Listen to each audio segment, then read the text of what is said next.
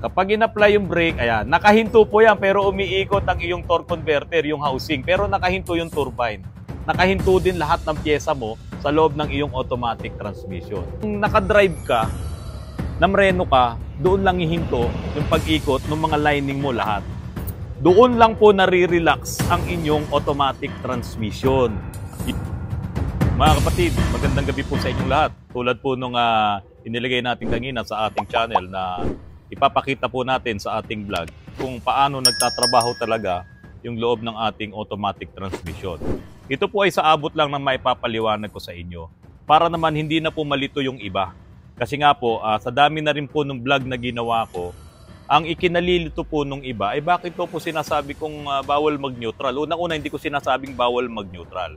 Dahil yung pag-neutral sa loob ng automatic transmission, maya't maya po yan nangyayari habang ginagamit nyo ang inyong mga sasakyan na automatic transmission. Ngayon, ipapaliwanag ko po sa inyo gaano po ba umiikot yung mga pyesa sa loob ng automatic transmission. Kasi nga, marami ring nalilito na ang akala nila yung automatic transmission ay katulad lang ng manual transmission na ginawa lang automatic na mayroong nagkakambyo doon sa loob na automatic na. Hindi po, nagkakamali po kayo. Sa automatic transmission po, ang mga clutches doon napakarami. So ito yung mga series of clutches na meron akong hawak dito. At ipapaliwanag ko nga po sa inyo yung iba pang mga clutches na nakakabit dito sa mga planetary gear na yan. Ngayon, sa manual transmission po, kapag po napudpud na yung lining ng inyong manual transmission tulad po nito, kapag napudpud na itong clutch lining na to, dudulas na siya dito sa sa flywheel at dudulas na rin dito sa pressure plate. Kasi po, ang nagpapaikot po nung lining na yan na kung saan nakakabit yung input shaft. Example lang po ito example lang to. Ito yung input shaft na yan. Itong input shaft na yan papunta na to doon mismo sa mga gears sa loob ng manual transmission. Ngayon, pag ito po ay napudpud na, manipis na itong lining, hindi na siya kakapit doon sa pressure plate, mahina na yung kapit. Kaya kahit na iyan na i-press itong pressure plate sa flywheel, dumudulas na. At kapag umikot na yung ating makina, ayun yung sigunyal, kapag umiikot na yon, iikot yung flywheel, dumudulas na to, kaya po sliding na yung inyong clutch, hindi na kayo makakaabante. Kaya ang akala nung iba, kapag inilalagay sa neutral, nare-relax po yung inyong transmission sa automatic. Sa manual, pwede yun. Pero sa automatic transmission, ibang-iba po. Kasi po, sa automatic transmission, yung mga clutches, tulad nito, ito po yung clutch 1, no? C1. Sa loob ng ating automatic transmission, maraming mga combination ng clutches yan na ito pa. Yan. Ito po ay salitan ng plate saka ng lining, no? Itong friction material, salitan po yan. Ngayon, nasa loob yan nitong housing na to, itong drum na to. At ito naman yung kinakabitan nitong mga lining. So parang ganyan po yan. Ngayon ito, totally, kung hindi po naka-engage yung mga lining sa loob nito, hindi sila dikit-dikit, walang pressure, ganyan lang po talaga siya. Wala silang koneksyon sa isa't isa. Ngayon, nagkakaroon lang po ng koneksyon sa isa't isa ang mga ito kapag itong, halimbawa, ito po yung lining, nilagay ko dito. Ayan. Pasok ko rito sa, ayan, pumasok yung lining, no? Tapos ito naman yung plate niya. Yung plate naman kasi na yan, dito na yan nakapasok sa bakal, dito sa drum. Ayan. Kaya po ngayon, ayan, slide pa yung lining saka yung plate. Pero kapag nagkaroon na ng pressure yan, tumulak na tong spring na to, saka itong piston, itinulak niyang ganun yung mga lining, makokompress yan. At pag nakompress yan, yung ikot nitong drum, saka yung ikot nitong nasa loob, sabay na silang iikot ngayon. Ngayon, ito po ay nakakabit na dito sa intermediate shaft. Ano po yung intermediate shaft? Ito po yon. So kapag umiikot na po yung clutch 1, ito naman po yung intermediate shaft. Yan mga kapatid, ginamitan ko na po nito para at least may idea po kayo kung ano yung sinasabi ko. So ito po yung input shaft. Ito po yon. Ito yung input shaft. Ito yung output shaft. Ngayon, yung kakabitan po nito, itong part na to, ayun nga pong intermediate shaft. So ayan po intermediate shaft. So nakaganon po yan. So ngayon, pag ikot po nung intermediate shaft na yan, yun nga C1, kung nandoon na kayo sa drive, pupunta muna siya sa 1, sa gear 1. So ito na po yon. So sa gear 1 po, itong nakikita nyo na to, ang laman po sa loob niyan ay puro planetary gear. Yung planetary gear may dalawang input at mayroong isang output. So, kaya nga yun ang ginagamit din doon sa reverse. Kasi yung planetary gear, pwede siyang mag-reverse kapag itong isa sa mga planetary gear dito ay pinigil mo. Tingnan nyo po itong demo na to, itong video na to. Ang mangyayari po kasi dito, paandarin niya ngayon itong transmission. So yung C1, ito po yon, yung C1, yan. So pinapaikot niya, ito yung primera. So ito, tatlong ikot nitong C1, ay isang ikot naman itong output shaft. Ayan. So makakatatlong ikot siya at iikot naman ng isang ikot itong output shaft. So 3.1:1. Ganun po ang magiging ratio niyan. Ito pong loob nito ay planetary gear. Ito po yun. Ayan. Yan ang loob niyan. Okay? Ngayon, yung labas ay ito pong mga ring gear. So yung ring gear po na yon, yung pinakalabas ng planetary gear, ring gear, planetary gear at sun gear. Ang laman nun ay planetary gear, tapos may mga lining din po yan dito sa labas niya. So kung mapapansin nyo mga kapatid, yung mga spline na to, ayun o, yung mga spline na yan, ang nakakabit po dyan, itong mga, itong mga lining, itong friction material. Ngayon, ito naman pong ka-partner nitong friction material, kung makikita nyo, yung spline naman niya nandito sa labas, yung teeth niya, nakakabit naman to doon sa spline na pinaka-body nitong transmission. Yung pinakakahan niyan, yung pinaka-housing niyan. Kaya ito po, stationary, hindi po talaga to gumagalaw. Ang gumagalaw po, itong mga lining na to. Yan, ito. Ngayon, ang isang planetary gear, hindi siya magkaka-output kapag hindi siya na-control. Kaya po yung mga lining na nakakabit dito, ang tawag po doon ay mga brake clutch lining, brake clutch plate. So ito po yun. Kung halimbawa, ito yung mga example na yon, yung mga nandan sa labas niyan, ang tawag dyan ay brake clutch lining. Parang katulad po nito. Ayun o, yun. Yan, yung pink na yon. Pati yun nandito. So ang tawag dyan ay brake clutch. So bakit tinawag na brake clutch?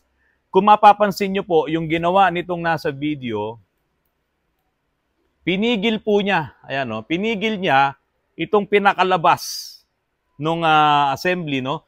Itong spline na yan, pinigil niya yan para po gumana yung planetary gear. Kasi yung planetary gear, pag hindi mo kinontrol yung katawan niyan or yung nasa gitna niyan or yung planetary gear mismo, hindi po yan gagana. Freewheeling lang niyang iikot. So, kinontrol niya yon. Tapos in-engage yung C1, yung clutch 1, in-engage niya to. So ganun po sa automatic, i-engage niya ngayon yung clutch 1. So yun nga, nagdikit na yung kanina, yung pinakita ko po sa inyo dito.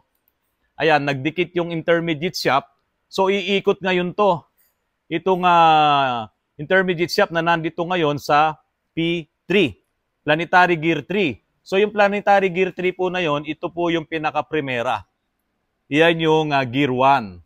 So, pinigil niya ngayon itong planetary gear 3, pinigil niya yan, kaya po umikot itong output shaft. So, ito po makikita nyo. Oh.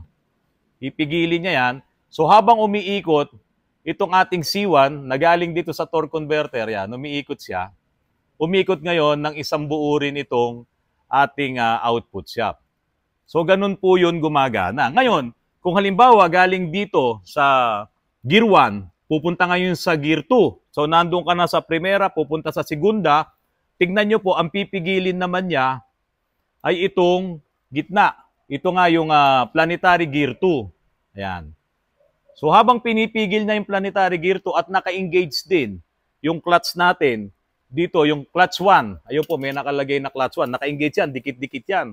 So, pag nagdikit-dikit to, iikot ngayon din to. So, pag ikot niyan, umiikot yung intermediate shaft. So, umiikot, may output tayo dito. At ang ratio po niyan, mga kapatid, ayan, nung naikot niya na ng buo, 1.81 to 1. So yung ikot nito na 1.8, parang halos kulang dalawang ikot. No, isa tapos 0.8 na ikot niya, isang ikot naman nitong ating output shaft. So nagbago yung ratio. So ibig sabihin, iba yung ratio ng planetary gear na nandito sa loob. Medyo bumibilis na tayo. Ngayon, yung susunod na ratio po dyan, ito nga, yung, yung planetary gear 1, itong P1, paano naman po ang ikot niyan? Ayan, kukontrolin din po niya yan. Ayan. So ito po ang third gear. Ayan. So paiikutin pa rin niya, naka-engage pa rin yung clutch 1. Then, paiikutin niya, kasama na rin tong isang, yung clutch module. So, ang ratio naman niya is 1.4:1. So, isang ikot at na 0.4, makakaikot na po ng isang buo itong ating output shaft. Ito, papunta na to sa propeller eh. Papunta na yan. So, 1.4. So, bumibilis na tayo. So, from primera, segunda, tercera, bumilis na. Ngayon, yung susunod. Ito yung kwarta. Yung pang fourth gear. Dito sa kwarta, direct drive na po yan. Lahat po yan ay iikot na ng sabay-sabay.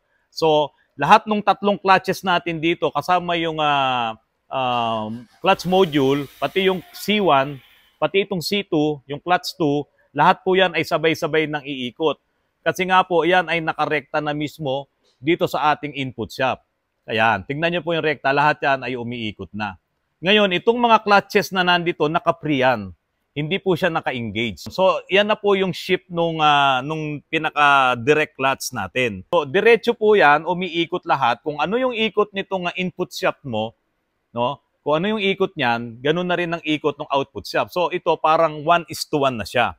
Ngayon, meron pa pong fifth gear. Yun nga yung overdrive. At meron pa pong double overdrive, yung 6th gear. So, paano naman po yung fifth gear? Ito mga kapatid. So sa fifth gear po, pagaganahin itong C2, no? Ito po meron siyang conversion eh. Bibilis pa po ng bibilis 'yan at ito po ang mangyayari ay ang ikot nito ay 0.71 na ikot, wala pang isang buong ikot nito ay makakaikot na to ng isang buo. So bumilis na siya ng husto. So 0.71 lang na ikot nito, hindi pa siya nakabuo ng isang ikot, ito naman nakabuo na ng isang ikot. Yun sa fifth gear. Gumana na po itong ating clutch 2. Ngayon, ito namang susunod, yung double overdrive natin, yung pang 6th gear, ito po, point something naman po ito, mas bumilis po ito, 0.61. So ayan, iikot niya ulit yan. So ito, 0.61 na ikot nito, 0.6 lang makakaikot na to ng isang buo. So mga kapatid, napakasimple lang po talaga ng operation ng automatic transmission. So, para umikot ngayon itong overdrive, yung 6th gear natin, kokontrolin naman niya itong isang planetary gear. Kokontrolin niya itong P2. Okay, nandiyan ngayon yung multiplied na speed. Yun nga, yung 0.6:1 na ikot natin. So, ganun po kasimple yung trabaho ng ating automatic transmission. Ngayon mga kapatid, lahat po yan umiikot, mangyayari lang pong huminto yan kapag po nasa drive kayo, namreno kayo, hihinturin po itong ating torque converter. Hihinturin yan. So, habang ito ay nagpapapalit-palit po yan ng mga speed, halimbawa, nandun ka sa primera, nasa segunda, nasa tercera, may mga magko-control dyan, may yung mga lining natin ay magi-engage dito, ito naman, ay tuloy-tuloy din ng ikot. Dito naman, mag-i-engage ito. Yung iba naman, tuloy-tuloy din ng ikot, mga kapatid. Normal na nangyayari yon sa loob ng ating automatic transmission. Ngayon, mga kapatid, ito po, tignan nyo. Yan. Kapag po nasa neutral, ito po neutral, ayun. Umiikot po yung clutch 1, clutch 2, at clutch 5. Umiikot po yan. Ayun, kaya umiilaw-ilaw dito yung violet. Umiikot yan, nasa neutral kayo.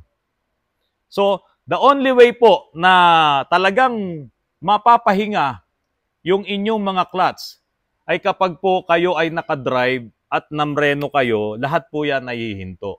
So, habang nasa neutral kayo mga kapatid, nagpapahinga kayo sa inyong sasakyan, nasa traffic kayo, mga kapatid, lahat po yan ay umiikot. Yan. Ganun naman siya talaga nakadesign. Ngayon, ang problema lang dito sa atin, talagang sobrang traffic talaga.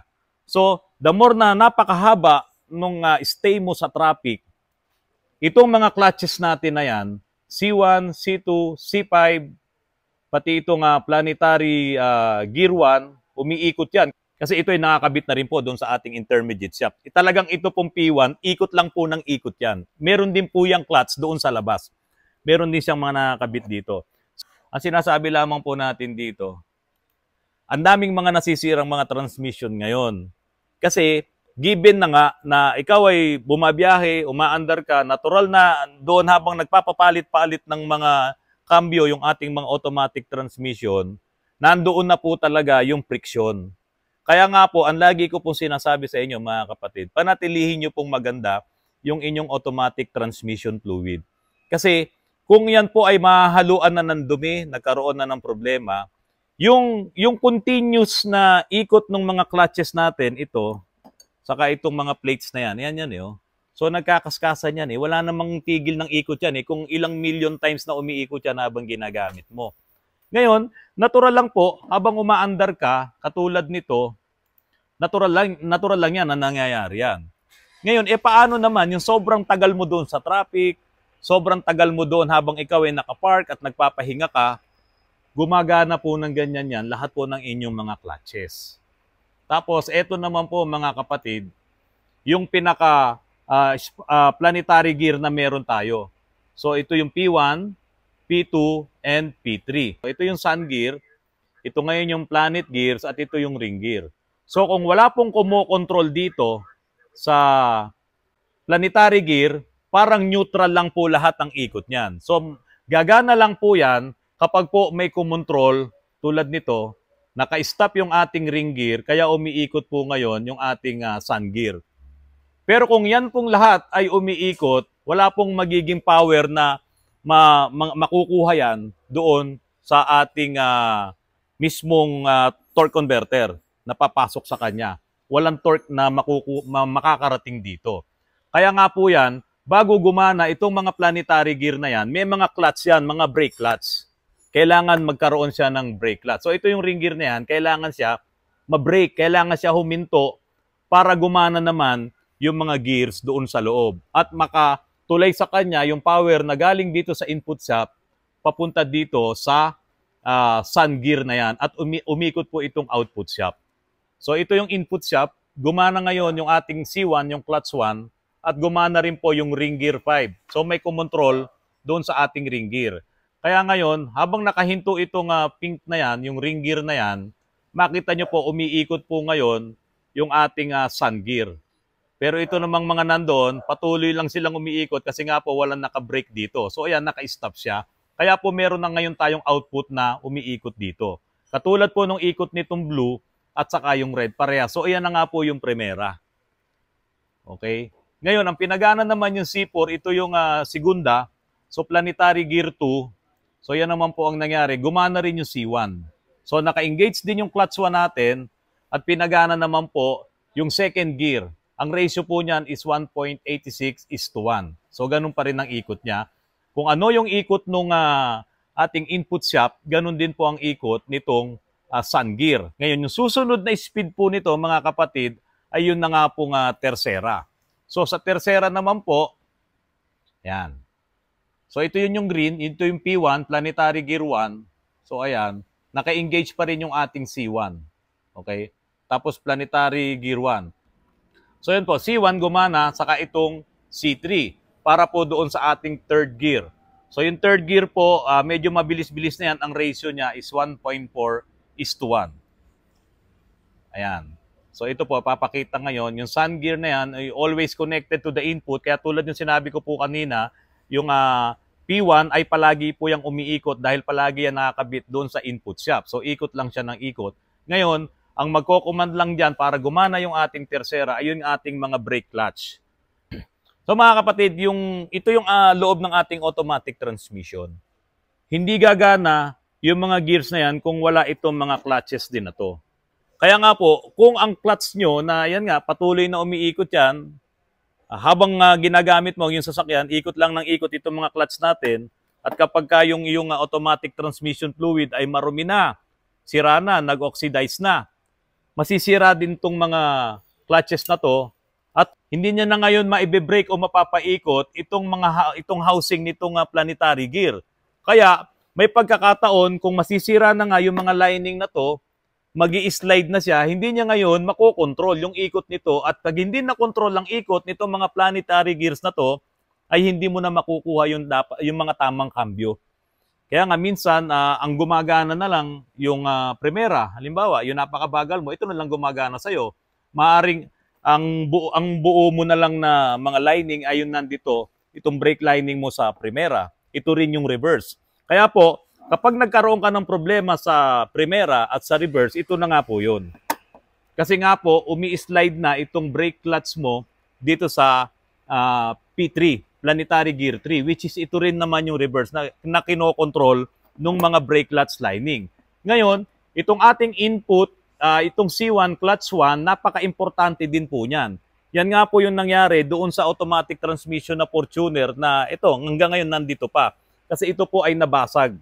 So, kung mapapansin nyo, dire-diretso na lang pumapasok itong mga to kasi nga, basag na yung bunganga itong labi nito na hindi mo na siya mailalak. Nawala na yung kumokontrol dito sa lock.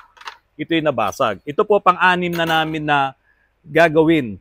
Ngayon, dagdag ko na lang na pag-iingat na kapag po ang inyong automatic transmission ay pagtatagalin nyo na nandoon sa park naghihintay kayo o kaya nandoon sa neutral na naghihintay kayo, talagang mawa-worn out po ang inyong mga clutch lining. Na napaka-importante niyan para i-brake itong mga planetary gear at para naman i-engage niya itong C1 at itong C2. Mga kapatid, ito po ipapakita ko sa inyo na to. Marami po yung nagre-reklamo dito sa akin at bakit ko daw sinasabi na kung kailan nakadrive, ipreno ko na lang at ba't daw hindi nila ilagay sa neutral. Ano pa raw bang gamit ng neutral saka ng park? Pwede niyo pong gawin yan, bahala po kayo. Pero tulad nga po nung mga pinaliwanag ko sa inyo kanina, kapag ginagamit mo ang automatic transmission, milyon-milyong ikot na yan sa loob ng ilang taon na ginagamit mo. Patuloy lang po ng pag-ikot yan. Kapag ka ikaw ay nasa drive, sa ginagamit mo, umaandar ka, nakapark ka, naka-neutral ka, umaandar yan, umiikot lahat yan, yung mga pyesa na to. Pero kapag po ikaw ay naka-traffic at naka-drive ka, namreno ka, ito lang naman po ang nangyayari. Kapag in-apply yung brake, ayan, nakahinto po yan pero umiikot ang iyong torque converter, yung housing. Pero nakahinto yung turbine. Nakahinto din lahat ng pyesa mo sa loob ng iyong automatic transmission. At yan nga po, nung umiikot na, ganun na po ang nangyari. Kung nakadrive ka, namreno ka, doon lang ihinto yung pag-ikot ng mga lining mo lahat. Doon lang po nare-relax ang inyong automatic transmission. Yun lang po na nakadrive ka, namreno ka, nakahinto yung iyong output shop, doon lang siya nare-relax. Pero hindi ko po ina-advise na hihinto kayo ng matagal at ipepreno nyo. Hindi ko po ina-advise yun. Hindi ko rin naman masasabing hindi yun maganda. Kasi nga, nakahinto naman yung iyong mekanismo, lahat ng gears, lahat ng clutches, lahat ng linings na nandoon sa loob ng automatic transmission. Ano lang ang medyo may kaunting stress doon? Yung iyong turbine. Pero hindi pa rin kasi mahina lang naman ang ikot nun, naka-idle ka lang, naka-minor ka lang. At wala naman pong koneksyon, walang hindi nagdidikit yung ating turbine saka yung impeller doon sa loob ng ating torque converter. Kaya lang po yan, nagkakaroon ng motion ay dahil nga po doon sa fluid coupling. So mga kapatid, ito pa yung animation ng C1, yung clutch 1. Ayan, kung paano siya nag-engage. Ayun, nung pumasok po siya doon, nag-engage na yung ating clutch, yung mga to. Umandar na po itong ating input shaft. Okay. So ngayon, aandar na rin po yung intermediate shaft. So paiikutin niya na itong ating mga clutches kung saan mo man itinapat. Kung halimbawa, nag-manual ka, nilagay mo sa 2, nilagay mo sa 1, sa low, or inilagay mo sa 3. So ayun, umiikot na po tayo dito. Nakahinto itong yung gear, itong ating first gear, itong P3. Okay, planetary gear 3, nakahinto siya.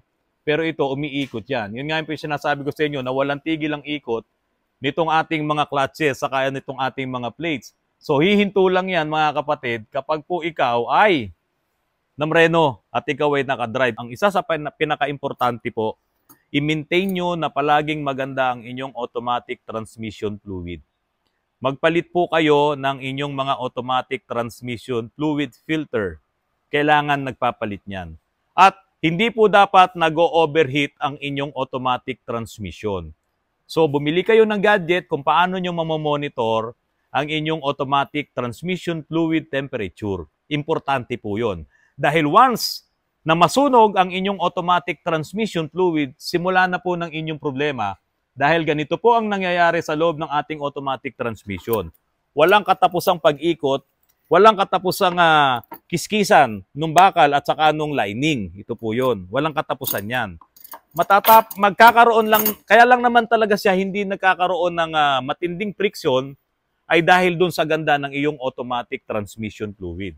Pero kahit gaano kaganda ang iyong automatic transmission fluid, mga kapatid, kung yan naman ay nasunog at kung di rin naman umakma yung fluid na ginamit nyo, halimbawa Dextron 3, nilagyan mo ng hindi Dextron 3, halimbawa WS, nilagyan mo ng T4, or ang amin po, ang Repsol, meron po kaming Repsol 6, no? Yan po yung katapat nung WS. So, lahat naman ng mga brands, may mga katapat sila, pero dapat parehas.